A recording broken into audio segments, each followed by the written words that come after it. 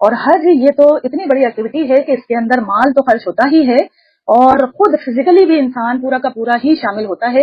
اور اکثر اوقات جو ہے وہ جاں بحق بھی ہو جاتے ہیں، اور کچھ لوگ اپنے آپ کو جاں بحق ہو جانے کے لیے بڑی سعادت اس بات کو سمجھتے ہیں کہ وہاں جائیں گے اور وہاں پر ہی جان گنوا بیٹھیں گے یا اس مکے کی مدینے کی گلیوں میں کھو جائیں گے، تو پہلے سے ہی پلاننگ چل رہی ہوتی ہے کہ واپس ہی نہیں آئیں گے اور اللہ جانے کیا کیا ہے۔ تو بہرحال یہ ایسی نیت لے کر چلنا یہ کوئی ٹھیک عمل نہیں ہے، بلکہ اس کے پیچھے اصل نیت وہی ہونا چاہیے جو حضرت ابراہیم علیہ الصلوۃ والسلام کو اللہ سبحانہ و تعالیٰ نے خانہ کعبہ کی تعمیر کے وقت سکھائی ہے۔ جب حضرت ابراہیم علیہ السلام اور ان کے بیٹے حضرت اسماعیل علیہ السلام خانہ کعبہ کی دیواریں بلند کر رہے تھے تو اللہ سبحانہ و تعالیٰ نے ان کو دعا تعلیم فرمائی کہ وہ یہ دعا پڑھتے جاتے تھے، نیک کام ہو رہا ہے، اللہ کے حکم کے ساتھ ہو رہا ہے، لیکن دعا کر رہے ہیں ربنا تقبل منا انک انت السمیع العلیم، اے ہمارے رب ہم سے یہ عمل، یہ قربانی، یہ اپنی طرف سے ایک ایفرٹ کی جانے والی جو ہم تیری طرف خود کر رہے ہیں، یہ قبول فرما لے، تو ہی سننے والا ہے اور تو ہی جاننے والا ہے۔ اس وقت اللہ سبحانہ و تعالیٰ نے حضرت ابراہیم علیہ السلام کو کہا کہ اس گھر کی طرف لوگوں کو بلاؤ۔ حضرت ابراہیم علیہ السلام نے فرمایا کہ یا اللہ یہاں پر تو دور دراز کوئی قبیلے، کوئی کسی قسم کے لوگ یہاں آباد نہیں ہیں، کس کو بلاؤں؟ تو اللہ سبحانہ و تعالیٰ نے فرمایا کہ ابراہیم تمہارا کام ہے لوگوں کو اللہ کی طرف بلانا، لوگوں کو دین کی دعوت دینا۔ کس کے کانوں تک یہ آواز پہنچتی ہے، کس کے دل میں اترتی ہے، یہ چیزوں سے آپ بری الذمہ ہیں، آپ کو جو حکم دیا گیا ہے بس وہ کریں۔ تو حضرت ابراہیم علیہ السلام نے جو طواف کیا اس کے اندر تلبیحات پڑھی، لبیک اللہم لبیک لبیک لا شریک لک لبیک ان الحمد والنعمت لک والملک لا شریک لک لبیک۔ تو یہ تلبیحات حضرت ابراہیم علیہ السلام نے طواف کعبہ کے دوران پڑھی ہیں، اور یہ عمل جو ہے بہترین عمل ہے، اور دوران حج، دوران عمرہ، دوران طواف یہ مطلب تلبیحات پڑھنا چاہیے۔ اور اس کے اندر ظاہر سی بات ہے کہ یہ حاجیوں کے لیے ہی خصوصی عمل ہے، یہاں بیٹھے ہوئے اگر کوئی تلبیحات پڑھ رہا ہے تو وہ اللہ تعالیٰ سے اس بات کا امیدوار ہو سکتا ہے دلی اعتبار سے کہ اللہ تعالیٰ ہمیں بھی اپنے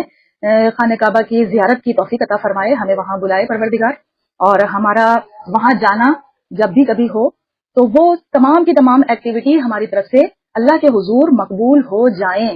یہ ساری چیزیں بھی بہت اہمیت کی حامل ہیں۔ اصل چیز اس کے اندر نیت ہے اللہ کے حضور۔ قرآن مجید میں جس طریقے سے سورہ بقرہ میں ہم پڑھ کر آئے ہیں، حج کا رکوع جب آتا ہے کہ یہ لوگ آپ سے حج کے ارکان کے بارے میں سوال کرتے ہیں، اس کے اندر جواب کے انداز میں اللہ سبحانہ و تعالیٰ نے باقی ساری جو ایکٹیویٹی ہیں حج اور عمرے کی اس کو مختصر قرآن مجید میں ذکر کیا ہے، لیکن پھر اس کے بعد سب سے امپورٹنٹ چیز جو ذکر کی ہے اس کے اندر وہی قربانی کے اعتبار سے ہے کہ جب آپ واپس آ جاؤ تو پھر اس کے بعد اللہ کا کثرت سے ذکر کرو، جتنا کہ اپنے آباء و اجداد کا کیا کرتے تھے جہالت کے زمانے میں،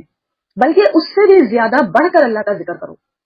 اب یہ بات ہمیں بتاتی ہے کہ اپنے آباء و اجداد کا قصے کہانیاں اور ان کی بڑائیاں اور ان کے کارناموں کو ذکر کرنا ہر انسان اپنے یہاں بڑا شان سمجھتا ہے، میرے دادا یوں اور میرے پردادا یوں اور میرے نانا وہ، اور مطلب یہ ساری چیزیں انسان کو بڑی شوق سے ذکر کرنے میں اپنی فخر محسوس ہوتا ہے، لیکن اللہ تعالیٰ کہہ رہے ہیں یہ کوئی فخر کی باتیں نہیں ہیں کہ تم نے دادا نے کیا کر رکھا تھا اور تمہارے نانا کیا کر گزرے ہیں۔ اصل چیز تو اللہ سبحانہ و تعالیٰ کی حمد و ثنا ہے، اس کا ذکر خیر ہے، اس کی تسبیحات ہیں، اس کی تکبیرات ہیں، تو وہ انسان کو کثرت سے ذکر کرنا چاہیے۔ جس طریقے سے حضرت ابراہیم علیہ الصلوۃ والسلام نے